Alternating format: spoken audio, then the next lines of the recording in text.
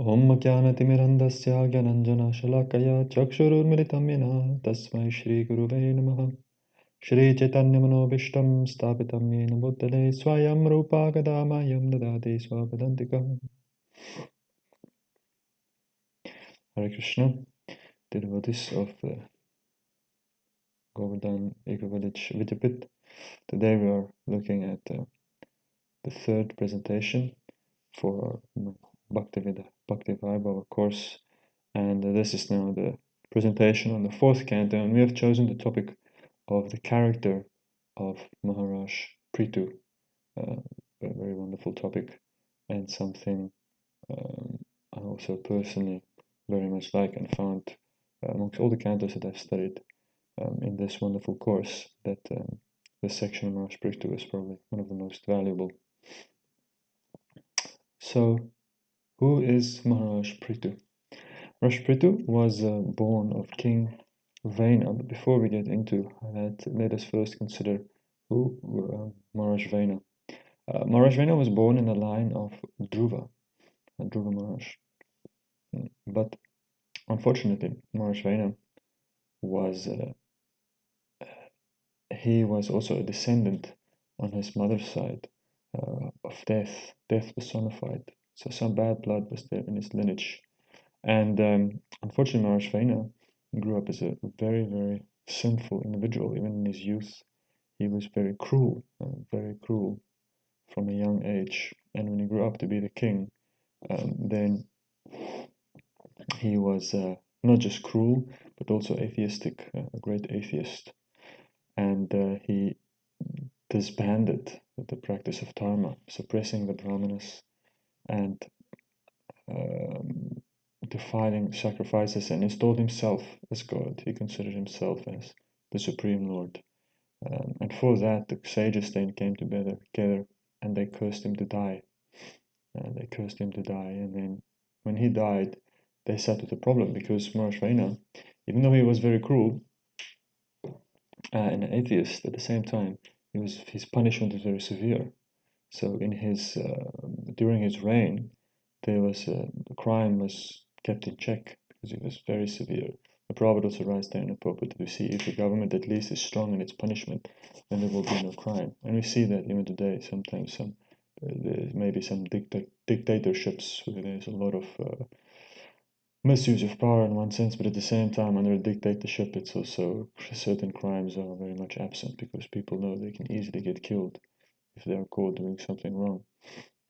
So after Maharaj Vena left, then crime came up quite a bit, and the sages were disturbed. What shall we do now? Then they decided to churn the body of Maharaj Vena. They churned his body because there was still good blood. He still came from, even though there was this connection with the death personified on his mother's side, his blood was still, it was still of a royal, wonderful royal lineage. I mean, the lineage of Dhruva. What can be more glorious than that? So they churned the body, and the first being that came out was a little dwarf, a darkish dwarf called Nishada. Nishada means to sit, and that's what they told him. He was very meek, and the sages told him to sit, Nishada. And he was the collected sin or impurity that first came out of Maharaj Vena's body. And Nishada was then given the forests, Prabhupada says, the ancestors of the more tribal kind of individuals that live on the outskirts of civilization due to a certain propensity that make it difficult for them to fit within civilization. And he was then, the body was again churned, King Peter's body, or Vena's body, and out came Maharaj Prithu, and then also Archie, and they were then considered to be, it was seen from the symptoms on their body that they were incarnations of the Supreme Lord Vishnu and his consort Shri, Mother Lakshmi. And Maharaj Prithu then grew up, and he later became established on the throne, installed on the throne, and he also married Archie as his queen. And that is in the background story of where Maharaj Prithu made his appearance from. In the story of Prithu, he's famous for quite a few in the Bhagavatam. A few chapters deal with him. The first deals with how he milked the Earth planet, because due to Maharishi Vaina, Dharma had declined so much, and the earth was not bestowing forth vegetation and grains. So no grains, agricultural produce. So Maharishi Prithu became very angry at the earth because the people were properly engaged. He engaged them properly, but the earth was not yielding any produce. And then he threatened to kill the earth. She took the form of a cow, and he was chasing her all around the world, and he forced her to be milked, to give milk, because it was the proper. She was forced to provide food for those who are properly following Dharma. So Maharishi Prithu forced that. He also was then the one that was considered to be the first king in the sense of a civilizer. A civilizer is the one who created agriculture and cities in a much organized form. And also, he flattened the mountains on the earth. He flattened the surface of the earth to allow for agriculture to happen on a larger scale. That was Maharaj Prithu. One of his first exploits. Later, he became famous for performing 99 horse sacrifices. But then, before he could complete the 100th one, that was his goal, which had entitled him to the position of Indra. Indra became envious, and Indra thwarted his sacrifice. And then, after repeatedly fighting with Indra, then it was explained, listen, he dropped the sacrifice. And Lord Vishnu then appeared actually in the sacrificial, and Lord Vishnu was very pleased when Prithu forgave Indra for his offenses. And there was very deep lessons in that we will look at. Then Prithu was also famous. Another chapter deals with how Prithu spoke to his citizens, and in that chapter where he speaks to his citizens, where Prithu instructs his citizens, a great lessons are learned in terms of what kind of state of consciousness a leader has to cultivate, and how the leader actually feels towards his citizens. And then Prithu, in the final chapter, he meets the Kumaras, and how Prithu then, the king, is supposed to deal with the sages, which are also very important. That you see so much lacking in the modern world is that government leaders are not taking proper shelter or guidance from saintly personalities. And at the end, Maharaj Prithu left his body, and his wife also entered the funeral pyre, and they traveled back to Godhead. Or returned to God, because Maharaj Prithu was considered a partial expansion of the Supreme Lord. So in this presentation, this was just a general overview of Maharaj Prithu's life, which is important before we start speaking about his character, which is the topic of this presentation today, is the character and the lessons in what sense one can learn from Maharaj Prithu. Now, it's understood that Prithu was Prabhupada says he is the incarnation of the Lord's administrative potency. So a partial incarnation, we understand, is that sometimes Lord Krishna appears in different ways. Sometimes just a part of his personality. Lord Krishna has many wonderful qualities and abilities, and powers, or appears sometimes in certain forms that only manifest, or that specifically manifest a certain portion of the Lord's Shakti. So Prithu was the manifestation, or the partial incarnation of the Lord's administrative potency, the ability to organize the material world. And you see, it's very difficult. Anybody who has ever had the opportunity or the curse, I don't know which one would call it, the opportunity to be involved in management knows that it is very difficult to manage things in the material world, because the material world is not meant to be managed. The material world is ultimately out of our control, but still we have to take some responsibility to organize the world. And Prithu was the shown how Vishnu is a manager, with great expertise and great qualities and great power. So he is therefore an archetype that all leaders and individuals who have positions of responsibility, specifically in a Krishna consciousness movement, can look towards Maharaj Prithu as a form of inspiration, and also as a blueprint for understanding how they should make their own decisions and live their own life as leaders.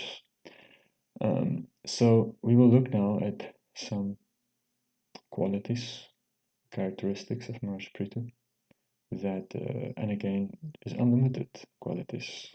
Anyone will have their own selection of qualities that they will find interesting. So this is just a selection based on my own preference, one could say, or what I found the most inspiring about Maharaj Picture, and specifically how we can apply it, how things we can apply in our own attempt to be Krishna conscious and to be responsible individuals. Because not all of us might not become kings or queens, all of us will have some position of responsibility. At the very least, we all have to take responsibility for our own life. So everybody is actually a manager, even if you're just managing yourself, which is already difficult enough. And so Prithu is therefore relevant for all individuals. Okay, let's take a look at Maharaj Prithu's qualities. Okay, Maharaj Prithu firmly believed that actions speak louder than words. A real leader has to be careful because a part of being a leader is that you will, in public, you will be glorified because you're a great person. Simply if you are the king or the president, people will treat you with certain respect and certain official glorification will be there just because you're in a position of power. But a real leader, and we saw Maharaj Prithu, he didn't let that go to his head. You see that just at his coronation, then there were a group of bards and singers who glorified his activities, glorified him for what he will do, supposedly will do. But Prithu found that ridiculous and actually admonished them. We should look at this verse, how he speaks to these bards, singing his glories even before he had done anything worthwhile. Mahatgunan atmani kartumisha kastava kaistava yate satopi tesya bhavishyan iti vipralabdo janavaha samkumatirna veda. How could an intelligent man, competent enough to possess such exalted qualities, allow his followers to praise him if he did not actually have them? Praising a man by saying that if he were educated he might have become a great scholar or a great personality is nothing but the process of cheating. A foolish person who agrees to accept such praise does not know that such words simply insult him. So Prithu believes that to glorify me for what I've done, and that's at least how he assessed his own competence or his own ability. So therefore, as leaders, it is also in a position of responsibility to not get carried away by the official designation that you have. You have to look at what have you actually done. That is how you judge yourself and not be carried away by official praise of other people. Maharaj Prithu also used anger as a transformative force. See, anger is very, very dangerous. It's a very dangerous thing for a variety of reasons. And in general, it can be very destructive. But Prabhupada also explains, for example, in the third chapter of the Bhagavad Gita, how even anger has its utility. It can be controlled by engaging in the service of the Lord. And he cites the example of Hanumanji, who burned down Lanka with his anger. He says how Lord Krishna, for example, tried to incite Arjuna to anger, because how can one fight a war if there is no anger? It is very difficult to fight a war. It's impossible, basically. So Prithu also exemplifies this, using anger as a transformative force. Well, we see that when he was chastising Mother Earth for her irreligious withholding of grains and produce of the citizens, he became incensed and he was very angry. Tam anvadhavat kupito tyarunekshana sharam dhanushi sandhaya yatra yatra palayate. Seeing this, Maharaj Prithu became very angry, and his eyes became as red as the early morning sun. Placing an arrow on his bow, he chased the cow-shaped earth wherever she would run. So he really became angry. And we have to see that also for leaders. This is sometimes, it is a required necessity. Sometimes one has to become angry. When there is corruption, when there is misuse of resources, when there is abuse of power, when there is exploitation of the weak by the strong, then a leader must become like fire. We saw that Prabhupada, when he heard about people misusing their positions of power, he would become incensed, very angry, and he would act also very heavily. When he caught people stealing, that is one thing that Prabhupada never tolerated. He could tolerate many things, people falling down, or people breaking their vows, whatever, but if they're willing to continue, he would give them another chance. But a thief, Prabhupada never tolerated the thief, and he punished them very severely, excommunicating them if he found them. So Prabhupada was also showed that the sadhu, yes, as anger is there, it has its place within Krishna's force, and generally for leaders, we see that it is generally people who are a little fiery. There must be some fire, and because that fire is a great motivational force, and a force that can be used for transformation. And Maharaj Prithu then definitely, he could become very angry. but in a positive way. We never got carried away by his anger, or never became angry unnecessarily. Raj Prithu was not afraid of change. Innovation is an interesting thing. The world is always changing. The world changes, and anybody in a position of leadership has to be able to adapt to a changing world. If you do not adapt, you will die. That is the rule of the material energy. Adapt or die, innovate or die. But innovation is dangerous because it implies risk. You have to change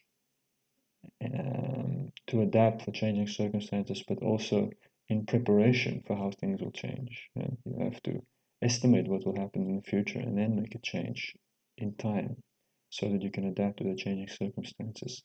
But many people don't adapt. That's why we see many businesses, they also fail. They fail because at a certain point they were successful and they just continue doing what they always used to do. But then the world changes and then the businesses fail because they don't change with the world. So obviously very dangerous to change, spiritual movements also. But we see our Sampradaya has a whole history of innovation. Srila Bhaktisiddhanta Saraswati was a great innovator. He adapted the Mat model that we saw, that he basically got from the Ramakrishna mission. And he's the first one to really organize Vaishnavism. He's the first one to create an institution, official institution, a legal entity. Prabhupada also registered his ISKCON society in a legal way. So these are always forms of innovation, ways in which people are adapting to a changing world environment, but keeping obviously the essence of Krishna consciousness in mind. But this, one should not be afraid of change. So Maharaj Prithu, he also exemplified this when he was speaking to Mother Earth. When he finally caught Mother Earth, and she was in the form of a cow, and she told him, "How can you kill me?" She said, "Mam vipatya jaram navam yatra vishvam pratishtitam atmanam cha pradaschaima katam ambhasi dhasyasi." The cow-shaped earth continued, "My dear king, I am just like a strong boat, and all the paraphernalia of the world is standing upon me. If you break me to pieces, how can you protect yourself and your subjects from drowning?" So she threatened him. She said, "You cannot change the status quo. I am more powerful than you are because you are trying to change things.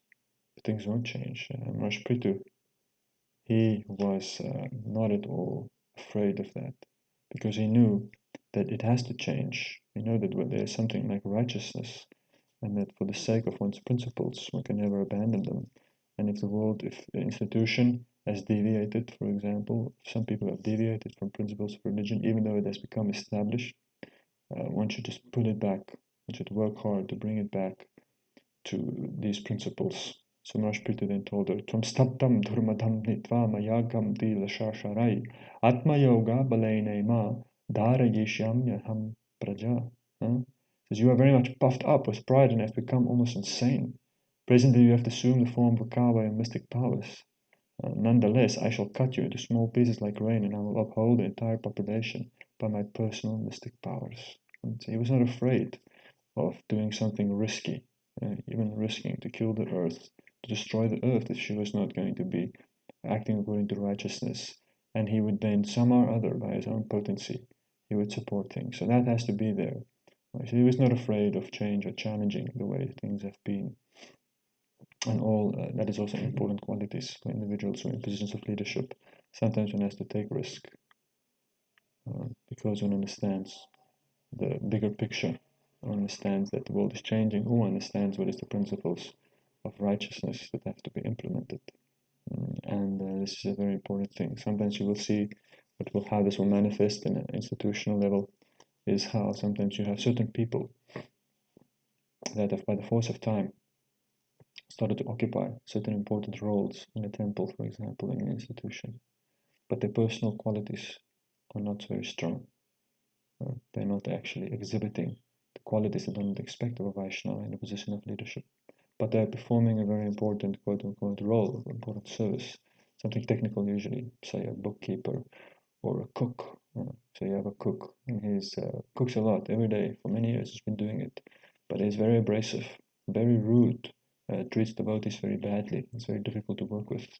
And the reason why he's so arrogant is because he thinks he is irreplaceable. But then a strong leader replaces him and tells him, listen, there's a way, there's a certain culture, there's a certain principles that we have to adhere to. You will either adapt to these principles or we will remove you, regardless of how important you think you are. So Marsh Prithu was like that. He was not afraid of people thinking that they are irreplaceable if they are not acting according to the principles of religion. Even the earth, what can be more fundamental than the planet? But he was not afraid because he knew that what is right is right and what is wrong is wrong. Marsh Prithu was understood what is meant by pure power. In the 7th chapter of the Bhagavad Gita, Krishna explains how Tejas Tejasvinam Maham. Let's see if I find this. Let's see. Okay, he says, he is the prowess of all powerful men. So Tejasvinam Aham. So Prabhupada says there. And but more than that, Balam Balavatam Chaham Kama Raga Vivarjitam. Krishna says that he is the strength of the strong, which is devoid of passion and desire. Kama Raga Vivarjitam. So devoid of Kama and Raga, passion and desire. Prabhupada says the strong man's strength should be applied to protect the weak, not for personal aggression. That is the real purpose of power. Pure power, one could say, is this power that is wielded without passion and desire. Kama Raga Vivarjitam. And that is definitely Maharaj Prithu. So in the modern world, we see that generally people have this conception now that power corrupts. Absolute power corrupts absolutely. And therefore, we have a system like a democratic government system, which is basically, it just gives checks. It just checks rulers, different ways in which rulers are limited and how their power is checked from being abused. And people don't believe anymore in something like a monarchy, imbuing an individual with a lot of power, because we see that it has been abused. Because to be able to wield so much power, one has to be devoid, kama raga vivarjitam. Personally, one has to be devoid of passion and desire. Otherwise, one will obviously misuse it. But Maharaj Prithu, he was very pure, and he also then used his power very purely. And he explains, Aham danda dharo raja prajanam ihayojita arakshita vritta sveshu setushu stapita pritak. Kipriti continued, by the grace of the Supreme Lord, I have been appointed the king of this planet, and I carry the scepter to rule the citizens, protect them from all danger, and give them employment according to their respective positions in the social order established by Vedic injunction. So that is the goal of power. He says, I am carrying the staff, aham dhandha dhara, that I carry the staff, the scepter of power. What the purpose is to protect, to rule, to protect, and to engage individuals in their respective duties. And we see that's exactly what Maharaj Prithu did.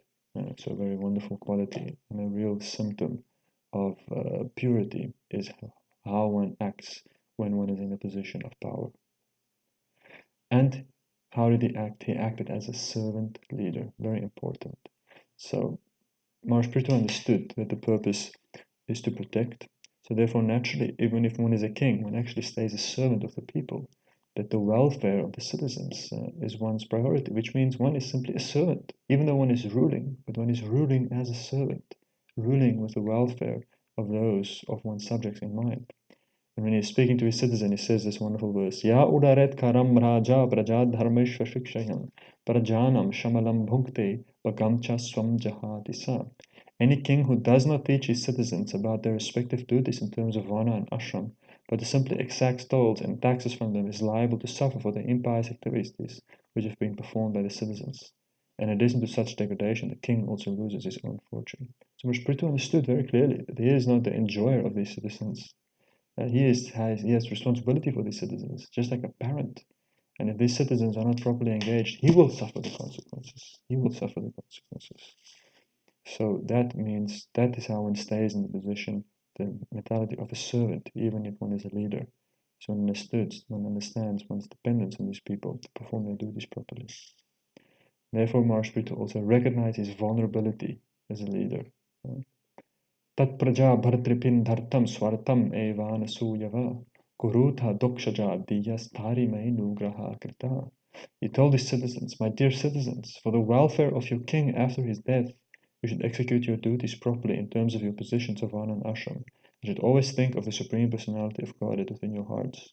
By doing so, you will protect your own interests and you will bestow mercy upon your king for his welfare after death. So the king understood that he is actually begging his subjects, please, I beg you to perform your duties. So this actually, one has to understand his vulnerability if one is in a position of leadership, because that will motivate one to properly perform his duties, properly take shelter of the Supreme Lord. And here he was praying to his citizens, help by asking them, please. Also means that he understood that ultimately people are free within this world, that the real force, if people do their duties, they have to do it because they want to. They can never. If you look at the two sort of extremes in the modern political world, you would have the extreme left, or the far left, and the far right. And the far right is fascism, which is into the destruction of freedom. So, destroying people, taking away people's freedom, and molding it towards the will of the state. And on the far left, you have the left of freedom. So, with people, communism or anarchy, where people are supposed to just can do whatever they much more less state control and more total liberty. But both of these are not correct. Is that there has to be cooperation between government and citizen. Both of them are free. Government cannot just simply control people violently. They have to take care of people. And the people have some freedom, but at the same time, they have to understand that they have responsibility towards their leaders. There has to be cooperation between leaders and subjects.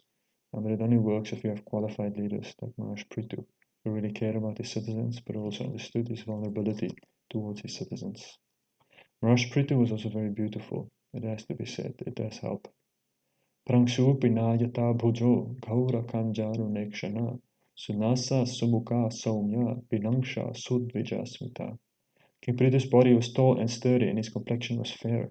His arms were full and broad, and his eyes as bright as the rising sun. His nose was straight, his face was very beautiful, and his personality grave.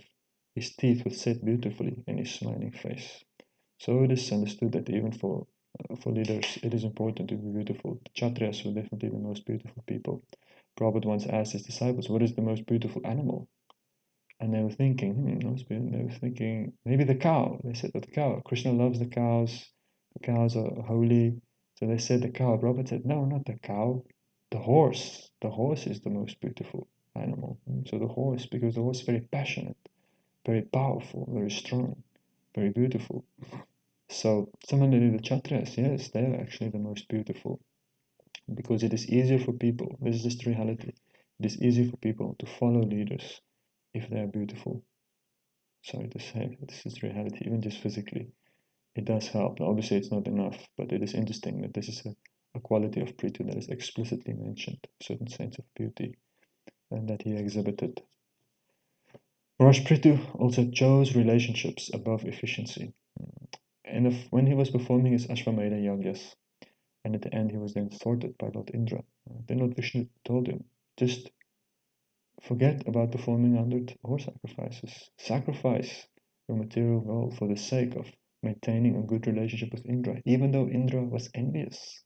Even though Indra is envious and Indra is wrong, for the sake of maintaining good relationship with Indra, I beg you, please abandon your material pursuits, your material goals. So that's exactly what we see, that when Indra came, he definitely disrupted the sacrifice and he was attacked by Maharaj Prithu's son and even later by Prithu himself. And then the Brahmanas wanted to chant mantras to pull him into the fire. But then after Lord Vishnu appeared, then Maharaj Prithu forgave Indra. And he said, no problem. Let us rather maintain good relationships, and I will abandon my desire to perform 100 horse sacrifices. And at the end, Maharaj Prithu still became glorious, and Lord Vishnu appeared in the sacrifice. So he didn't really lose, but he was willing. And he was willing to prioritize relationships above efficiency. And that is also an important thing for any leader. not to get so caught up in your institutional goals or your plans to build and develop whatever it is on a material level. Don't do that. Don't sacrifice relationships in that pursuit. It's not a good quality. Because ultimately, the purpose of Vansiyagya is to sacrifice Vishnu. That is the purpose of everything we're supposed to do. And the Maharaj Prithu understood that. He said, well, the purpose of me wanting to perform these 100 soul sacrifices is to please Lord Vishnu. But if Lord Vishnu is asking me not to do it, then why would I do it? Then this means I'm attached to the result. So therefore, we have to understand Lord Vishnu's desire. Krishna's desire is harmony amongst his devotees. And those who can sacrifice for the sake of maintaining that harmony, somehow or other, in an intelligent way, they will surely receive Krishna's mercy more. So Prithu exemplified that. Another thing we see about Prithu is that he was a natural born leader. In the modern world, great propaganda is made to think that people can become whatever they want to. So they think that desire is the only qualification. If you want to be this, then you can do it. If you want to be a king, go for it. You can become a king. But you see, there's not actually a fact. It doesn't really work like that. To really be a real leader, such a great capacity, specifically as Lord Prithu, one has to be born with certain qualifications. We see that Prithu was glorified even at his birth. He had certain symptoms that he was an incarnation of Vishnu, but it was clear from his birth that this person was meant to be a leader. So therefore, there is something as a natural born leaders, and these people should rather be found and cultivated. Specifically, also in the Krishna consciousness movement, you should be able to identify who are those individuals that have this talent and this ability to be leaders. Because we should see that, and Prithu had that. He was by nature destined to be a great leader due to his qualities. And it's an important thing to keep in mind that you cannot simply make leaders. A leader has to develop and has to be educated and has to be trained, definitely. But a certain natural talent has to be there. And then, final quality we will look at is Maharaj Prithu's great subordination to the sages. One of the last chapters that deal with Maharaj Prithu's life was his meeting with the four Kumaras. And in that meeting, Lord Prithu was so submissive, even though he was such a great leader, such a powerful person, so extraordinary, but he was so submissive to the sages. And that is actually the source of his greatness. That is the protection of the Kshatriyas, how they are protected from passion and desire, karma, raga, how they become karma, raga, vivarjitam. So taking instruction from the sages to help keep them in check, because it is natural if one is a leader that one will become passionate, overly passionate, and sometimes be carried away by the moment. Therefore, the sages are there to check us and ultimately understand that the real purpose of you, the origin of your power is not Vishnu, and the purpose of your power is to bring people closer back to Godhead. And therefore, the sages are the most important, because that is their goal, is to simply preach the message of Krishna consciousness. The Prabhupada explains also that that is the relationship between the kings and the sages. The kings simply they want to create an atmosphere of auspiciousness and peace so that it is easy to preach. If there's good leadership, it is easier to preach. But the kings understand that the more important thing is the role of the sages. And here we see when he spoke to the sages, Sarvatra skalita desha saptadvipaika dandadrik anyatra brahmanakulat anyatra chutta gotrata. So Maharaj was an unrivaled king, possessed the scepter for ruling all the 7 islands on the surface of the globe. No one could disobey his irrevocable orders but the saintly persons, the Brahmanas and the descendants of the Supreme Personality of Godhead. So King Prithu understood that those who are saintly people, those who are the servants of Vishnu directly, the Vaishnavas, the Brahmanas and the Rishis, they are above my rule. So that is important, an important quality of leadership, to maintain a great sense of respect towards the sages. Yeah, that brings us to the end of our look at Maharaj Prithu's qualities. We hope it was interesting and up to fulfilling the desires, to the satisfaction of the wonderful teachers at the Govardhan Vidyapit. Okay, Maharaj Prithu ki jai, Srila Prabhupada ki jai.